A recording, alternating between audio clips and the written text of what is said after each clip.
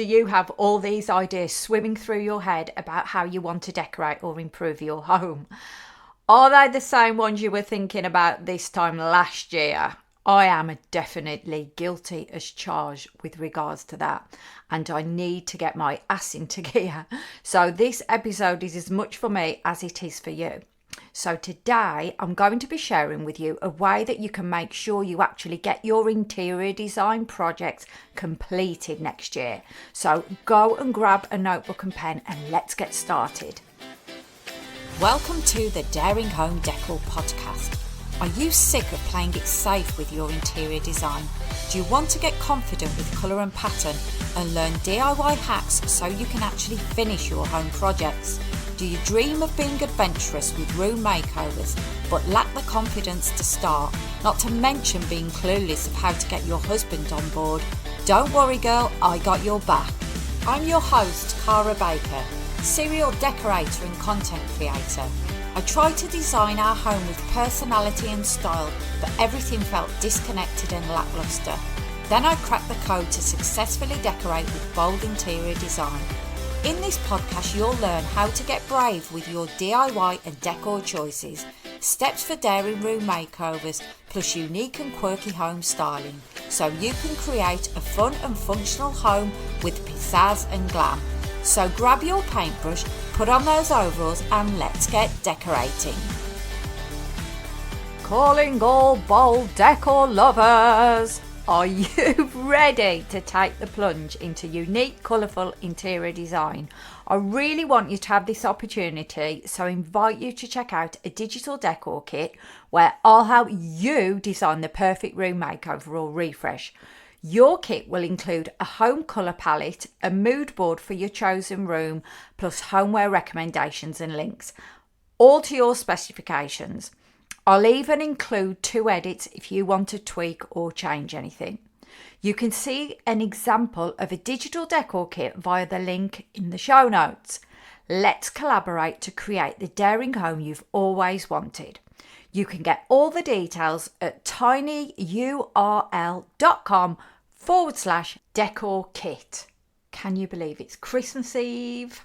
Oh, it's so lovely to have a podcast episode drop on Christmas Eve, and I really hope that you've got all your Christmas plans out the way, all your chores done, and that you're sitting and relaxing with a mince pie and a glass of mulled wine whilst listening to this episode. In today's episode, I'm going to teach you how to complete a home audit to find your decorating goals for next year. Now, one of my favourite sayings is, failing to plan is planning to fail. And I always believe that you must plan things in life because you will get a better outcome. For example, when we went to Vegas for the second time, that was me, my husband Andy, my sister and her other half.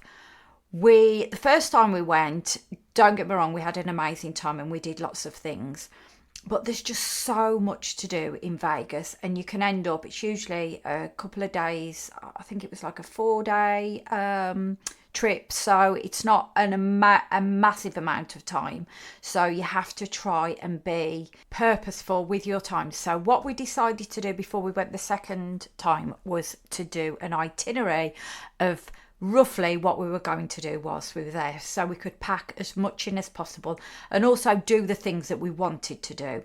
And we did cram quite a lot of things in, including we went to see a show called Le Rêve at the Wynn Theatre, and it translates to the dream. And if you do ever get a chance to go and see it, it's all done in water. It's absolutely breathtakingly amazing. So if you ever get the chance, I'm sure all the shows in Vegas are, but if you ever get the chance, go and watch it. So that's one of the things that we planned and booked beforehand.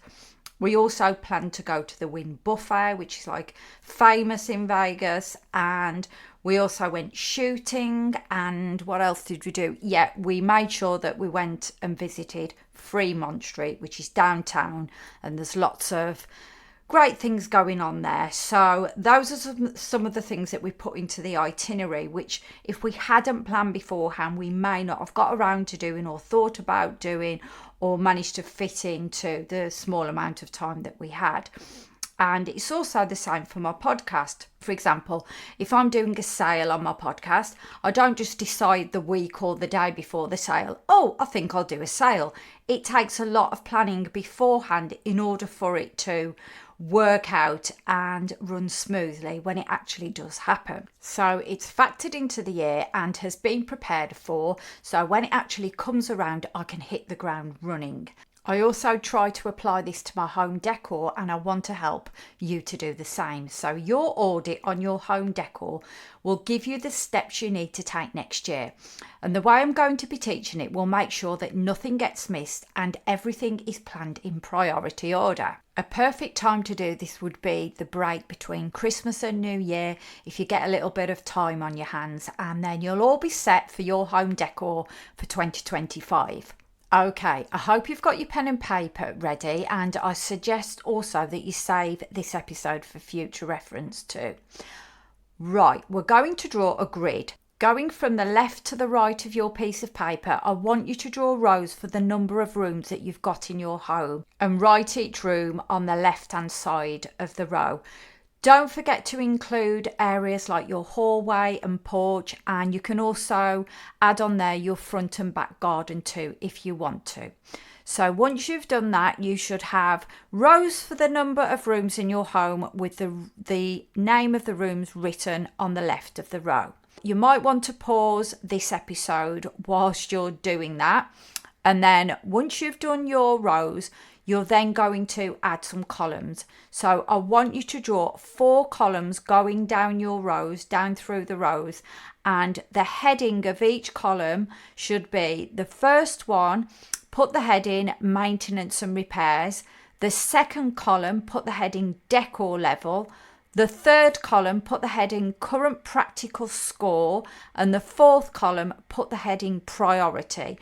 Once again, you might want to pause the episode whilst you write these headings down. So you should now have your grid with your rooms going down the grid and your action headings going across the grid. Now you are going to go around your home and look out for all of the maintenance and repairs that's required in each area and in each room.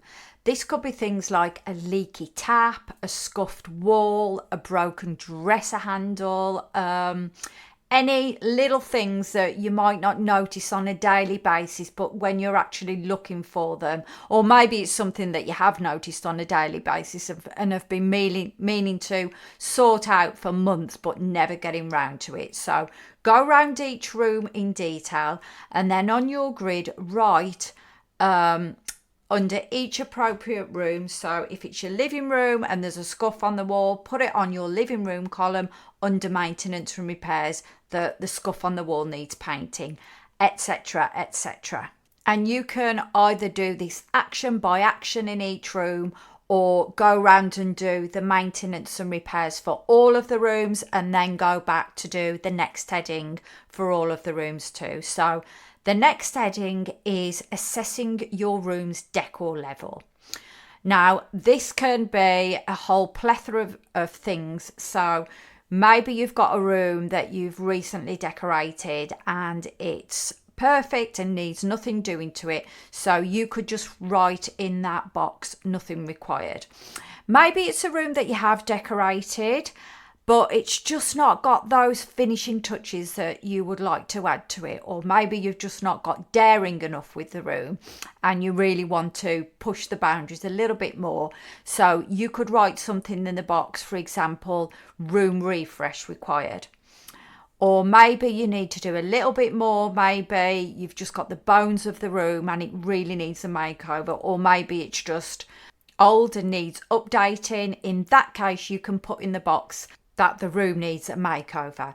Or maybe you've just bought your house and it needs a full-on renovation. In that case, if that specific room needs renovating, then just put in the box room renovation. Going along to your next action heading, which is current practical score, I want you to score each room from 1 to 10 on how practical they are, how they work for how you live in them. Then make notes in your relevant box of any additions and changes that need making. These could be things like, for example, storage. Maybe in your bedroom, you've just not got enough wardrobes to store all your clothes. So it could be that you need to improve or update the storage for that. Or maybe in your living room, you need a socket in a correct place. Maybe you've got a lamp, or you need to charge your phone in a certain area of the room and you haven't got a socket there. So you need an extra socket, or maybe a socket moving. Or it could be furniture placement. It could be that your furniture is just not working for the way that you're living in the room. You want to chill out and watch the telly, but the sofa's not turned around in the correct direction, or the sofa that you've got is impossible to turn around in the correct direction, or every time that you get a drink and you sit down, you've got no table or no side table or anything to put your drink on. All little things like that. Anything that gives you a little niggle while you're in the room. Maybe it's your bedside. Maybe you take your jewellery off of an evening before going to sleep and you need a dish or something to put the jewellery into. Go into as micro details as you can. So from things that are very big, from things that are very small, because you just want your house to work perfectly for the way that you live in it. So really critique this in every room. So give it a score in the box, and also make notes of the things that you've thought about that need adding or changing or editing, etc. And as I said before, you can pause this episode as you're doing these things, or you can just take notes and carry out your audit at a later date.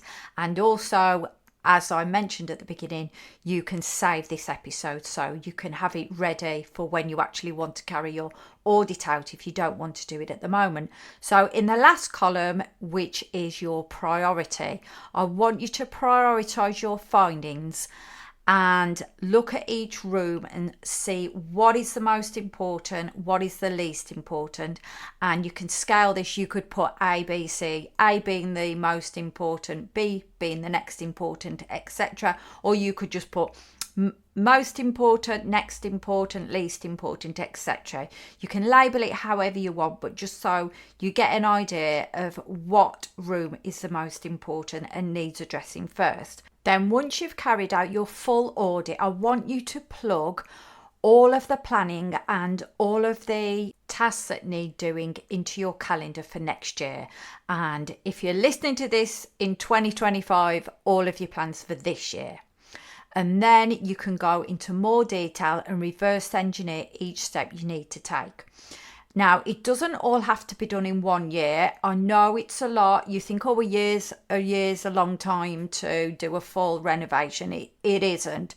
It depends on how much you've got to do, but be realistic. Don't try to cram too much into 1 year, because we're all limited on time, and we're also probably limited on budget too. So be realistic about it. And if you need to push it on into 2026, well, that is fine too. And if you need a refresh of a room, or a makeover, or even a renovation of any of your rooms, one of your steps can be to buy a digital decor kit as part of your plan. So if you need help with the design, making sure everything goes together, choosing homeware pieces, and creating a cohesive colour palette, then the digital decor kit will do all that for you. I would love to be a part of your plan and help you on your daring decor journey, and as always, there's a link to that in the show notes. If you're enjoying this podcast and finding it useful, then are you a part of my Daring Decor community? If you're not, then you can join my free Facebook group, where you can get lots of support for your Daring Decor. You can ask any questions, you can comment, you can engage, we can have fun, and you can let me know what you want me to cover on the podcast, what things you're struggling with. I'd love to hear from you. I would love you to join, and I will meet you over there. You can go to facebook.com/groups/Daring Home Decor, and there's a link in the show notes. Well, thank you so much for joining me again, and I wish you a wonderful, wonderful Christmas. And I will see you on New Year's Eve, where I can't wait to get creative with you in the next episode of the Daring Home Decor podcast.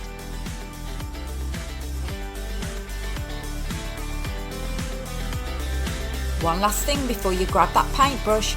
If you've been inspired by the show today I'd be triple grateful if you'd follow me and leave a written review on Apple Podcasts. This will let me know if I've helped you in any way. And if you fancy a look around my home or to join the Daring Decor community, you'll find all my resources in the show notes. I'll see you next week and happy decorating.